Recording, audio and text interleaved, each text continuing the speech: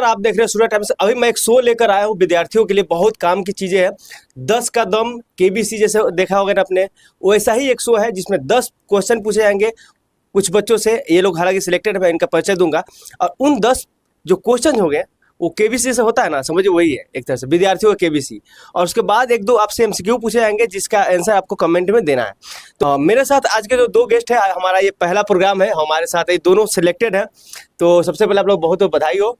Thank you ठीक है, धन्यवाद। मेरे साथ ये मुकेश जी है, एसआई में सिलेक्टेड है। जी जी। किसमें 12 जी है, 1275 पोस्ट में सिलेक्टेड है।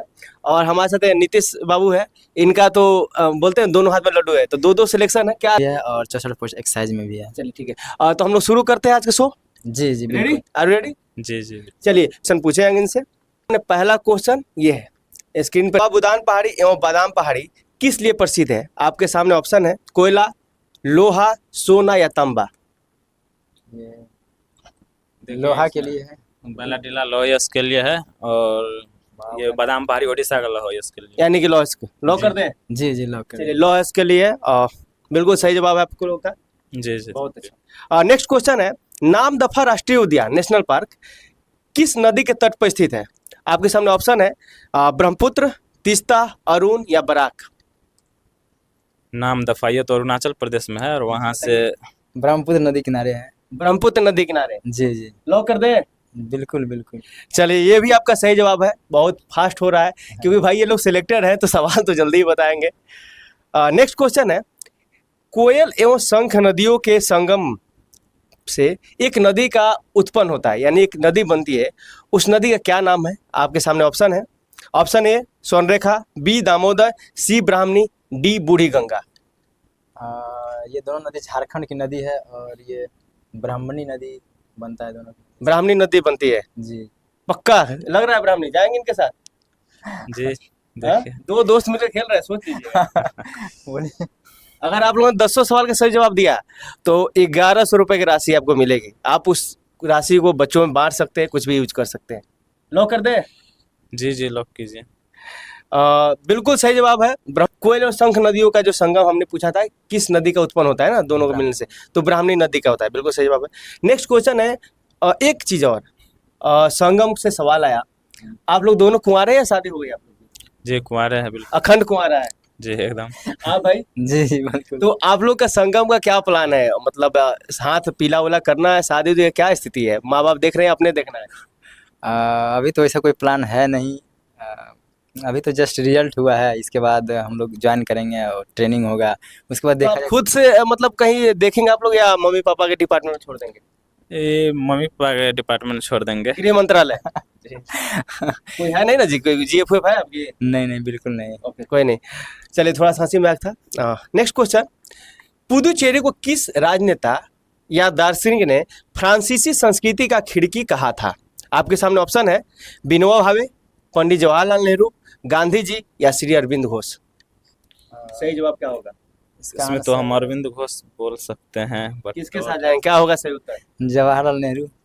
अब दोनों लोग दो बता रहे हैं, देख लीजिए भैया। ये नया क्वेश्चन था, वो ऐसा नहीं है कि हर क्वेश्चन आता ही हो, इसलिए थोड़ा तो गेस। दोनों लोग मिलकर बताइए क्या सही उत्तर क्या होना चाहिए, बताइए। जवाहरलाल नेहरू। हाँ नेहरू जी ठीक है, लेकिन नीतीश के साथ जाएंगे या मुकेश के साथ नीतीश जाएंगे? क्या एक भी अगर गलत जवाब हुआ तो आपके 1100 की राशि 100 पे आ जाएगी, सोच लीजिए। जवाहरलाल नेहरू। कंफर्म? जी। चलिए नेहरू जी को लॉक कर दिया जाए। बिल्कुल सही जवाब है। इसका सही उत्तर पंडित जवाहरलाल नेहरू, उन्होंने पुदुचेरी को कहा था कि ये फ्रांसीसी संस्कृति का खिड़की है। नेक्स्ट क्वेश्चन है, सूर्यास्त के नियम का संबंध औपनिवेशिक काल के किस भू राजस्व व्यवस्था से है? आपके सामने ऑप्शन है महलवाड़ी, रैयतवाड़ी, वार्षिकी या जमींदारी। जमींदारी या स्थायी बंदोबस्ती से कहा। क्या होगा सही उत्तर? जी बिल्कुल बिल्कुल सही है ये। जमींदारी। हाँ, इनके साथ जाएंगे आप या बिल्कुल रैयतवाड़ी? बिल्कुल। नहीं नहीं जमींदारी होगा, स्थायी बंदोबस्त होगा। चलिए इसका सही जवाब आप लोग सुन लीजिए। इसका सही उत्तर है जमींदारी व्यवस्था, और बिल्कुल सही है। एक सूर्यास्त का नियम होता था, है ना, सनसेट लॉ, उसमें होता था कि अगर सूर्यास्त तक अगर लगान जमा नहीं किए, यही ना जी, जी जी तो वो जमीन का जो टुकड़ा था वो रख लिया जाता था, यही ना, बिल्कुल बिल्कुल उसके छीन लिया जाता था, यानी छीन लिया जाता था। सबको याद है। आप लोग के लाइफ में ऐसा तो नहीं कभी आप लोग जो चमक रहे हैं, ये चेहरे की चमक जो है पहले ऐसी तो नहीं रही होगी ये स्ट्रगल के दौर में। तो आप लोग के लाइफ में कभी ऐसा है कि सूर्यास्त टाइप के दौर आया, चाहे डिमोटिवेशन आ रहा हो या टेंशन कभी कभी आया होगा ना? तो ये कैसा मोमेंट बताइए जब आपको लगा कि यार अब मैं डूब रहा हूँ? जी मतलब दिए थे जब 67 बीपीएससी का मेंस दिए थे तो हमको लगा था रिजल्ट हो जाएगा। अच्छा, आप 67 बीपीएससी मेंस दिए थे आप? मतलब बीपीएससी तो 3 बार निकाले, 67वीं, 68वीं, 69वीं। अरे भाई एक मिनट, ये जो लोग दरोगा सिर्फ समझ रहे थे भैया उनके लिए बता दो कि मुकेश कुमार जी जो है सिर्फ दरोगा है ना, 3 बार बीपीएससी भी निकाला, 67, 68, 3 बार मेंस आपने दिया लगातार। जी, ये 69वीं वाला छोड़ दिया चूँकि दरोगा ये था। 1275 का दरोगा दिसंबर में था और 28-29 दिसंबर से इसका मेंस था, तो फिर छोड़ दिए इसको। ये तो आपका एक कभी खुशी कभी गम वाला मोमेंट है। वो सूर्यास्त वाला बताइए, कभी लाइफ में एकदम से लगा हो कि यार डाउनफॉल हो गया है? जी, वही हुआ था जो मेंस लिखे थे तो मुझे लगा बहुत अच्छा गया ही था, कुछ नंबर से छूट गया तो गाँव सब में मतलब 1-2 आदमी जान गया तो लगा मम्मी सबको भी थोड़ा मजाक कि करते हो। हाँ, कि हो जाएगा ऐसे करके। तो जो सोचे थे वो नहीं हुआ तो लगा कि एक तरह से छोड़ दें ये सब। फिर लेकिन कमबैक किए और तैयारी शुरू किए तो हो गया इसमें। मुकेश कुमार की तरह। नीतीश, आपके लाइफ में ऐसा कोई दौर आया जो आपको लगा कि यार मेरे लाइफ का सनसेट हो रहा है, अब आर या पार कुछ वैसा हो सकता है? जी हम बताते हैं तो 1200 जो सॉरी 2213 जो वैकेंसी था उसमें मेरा तैयारी बहुत अच्छा था। मतलब कहीं से ऐसा लग नहीं रहा था कि मेरा रिजल्ट रुकेगा, लेकिन फिर भी जब मेरा रिजल्ट नहीं हुआ है तो हमको मतलब 5 से 6 महीने हम डिप्रेशन में रहे हैं। किसी को बताया नहीं है लेकिन खुद हम अपने आप को संभाले हैं।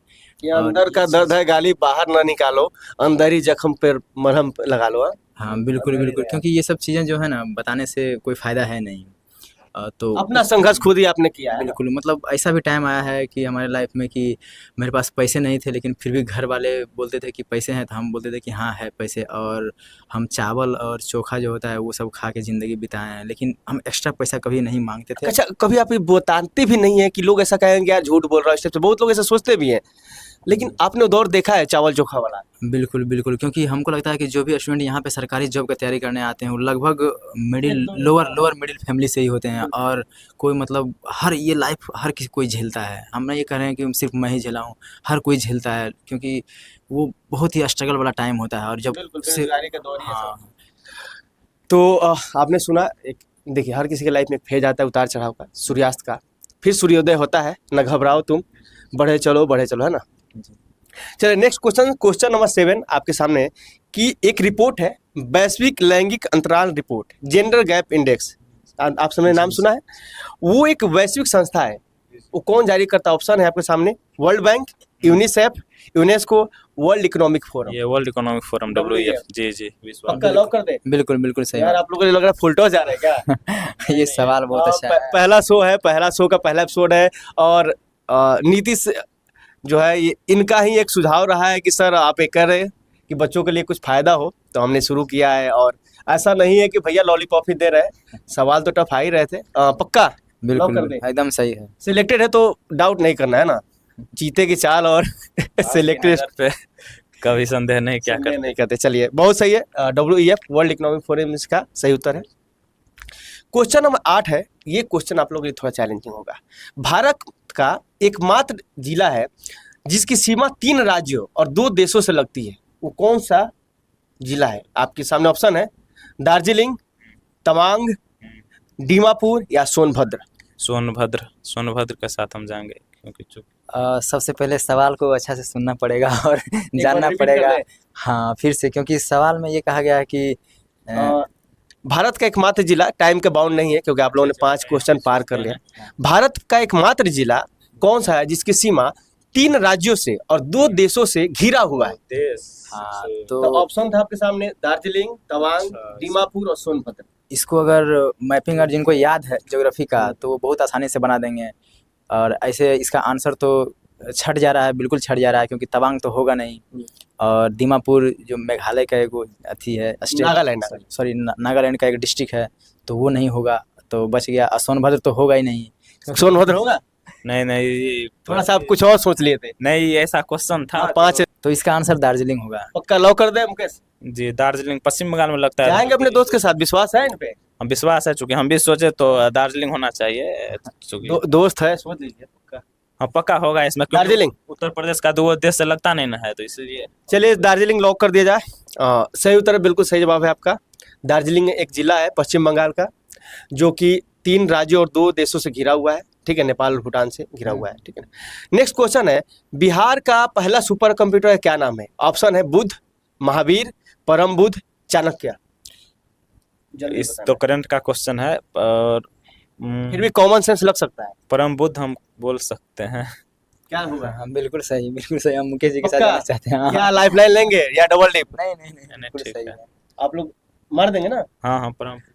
चलिए, परम बुद्ध इसका बिल्कुल सही जवाब है। आप लोग 9 क्वेश्चन पार कर चुके हैं। आखिरी क्वेश्चन है, भारत का सबसे लंबा रेलवे स्टेशन का एक नाम है। स्टेशन में नहीं पूछा, एक नाम है स्टेशन का, जिसका नाम है वेंकट नरसिंह राजूवारीपेट।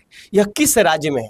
आपके सामने ऑप्शन है केरला, तमिलनाडु, आंध्र प्रदेश, कर्नाटक। कर्नाटक, कर्नाटक बोल सकते हैं। कर्नाटक लॉक कर दें नीतीश? नाम से क्लियर है। वेंकट क्या बोले नाम, फिर से बोले। वेंकट नरसिंह राजूवारीपेट ऐसे तो ये तो किस राज्य में है? आंध्र प्रदेश से संबंधित आंध्र होगा। प्रदेश या कर्नाटक? कर्नाटक का हुगली है। एगो तो हुगली था जो सबसे बड़ा 5 पॉइंट कुछ किलोमीटर का था। नाम जो है, नाम पे अगर हम जाना स्टेशन का नाम जो लिखा हुआ वो बता रहे हैं, आप प्लेटफॉर्म नहीं पूछ रहे। क्या बोलना चाहेंगे नीतीश तो जी? किस राज्य में है तो ये आंध्र या कर्नाटक? जल्दी। ये आंध्र दोनों में प्रदेश। फंसे हैं। आंध्र प्रदेश लगा दीजिए। आंध्र प्रदेश कंफर्म? बिल्कुल बिल्कुल। सोच लीजिए, अगर हारे तो 100 पे आ जाएंगे। नहीं, नाम से क्लियर हो रहा है क्योंकि बंकेश्वर है, बेंटांद्री भी आंध्र आप प्रदेश जो है बच गए। अगर इनके साथ जाते तो बिल्कुल गलत हो जाता। और सही जवाब इसका आंध्र प्रदेश है। और बिल्कुल आपने 10 में 10 जवाब दिया। बहुत बहुत बधाई हो यार। Thank you. पहला 100 और सीधा। बहुत बढ़िया लगा बात करके। 2 क्वेश्चन हम और पूछेंगे अपने दर्शकों से, कि आप जो है 2 क्वेश्चन हम आपसे पूछते हैं, उसका आप जवाब कमेंट करें। पहला क्वेश्चन है कि किस आइलैंड के कारण बांग्लादेश की प्रधानमंत्री, एक्स पीएम शेख हसीना जी को उनका देश छोड़ना पड़ा? पहला क्वेश्चन, इसका उत्तर आप कमेंट करें। जो भी जवाब देंगे उनका हम नाम लेंगे अगले एपिसोड में। दूसरा क्वेश्चन है, तुतला भवानी वाटरफॉल बिहार के किस जिले में? तुतला भवानी वाटरफॉल बिहार के किस जिले में? ये दोनों क्वेश्चन का जवाब आपको कमेंट करना है। और कैसा लगा ये शो? हमारा एक प्रयास, छोटा सा प्रयास है विद्यार्थियों के लिए। जो भी विद्यार्थी आगे पास हम जिसको भी बिठाएंगे उसको एक इनाम राशि देंगे। हाँ, मोटिवेशन बना रहेगा बच्चों में, और बच्चों से इंटरेक्शन होता रहेगा, है कि नहीं नीतीश? कैसा रहेगा बहुत अच्छा है ये प्रोग्राम? सही है?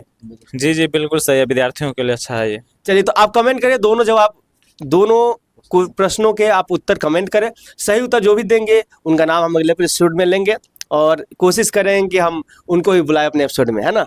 जी जी। चलिए, बहुत बहुत धन्यवाद नीतीश। Thank you. बहुत बहुत धन्यवाद मुकेश जी। Thank you. और ये 1100 रुपये सीधे आपके अकाउंट में जाता है, ठीक है ना? हम सीधा ऑनलाइन भेजेंगे ICICI बैंक से, पेटीएम के द्वारा।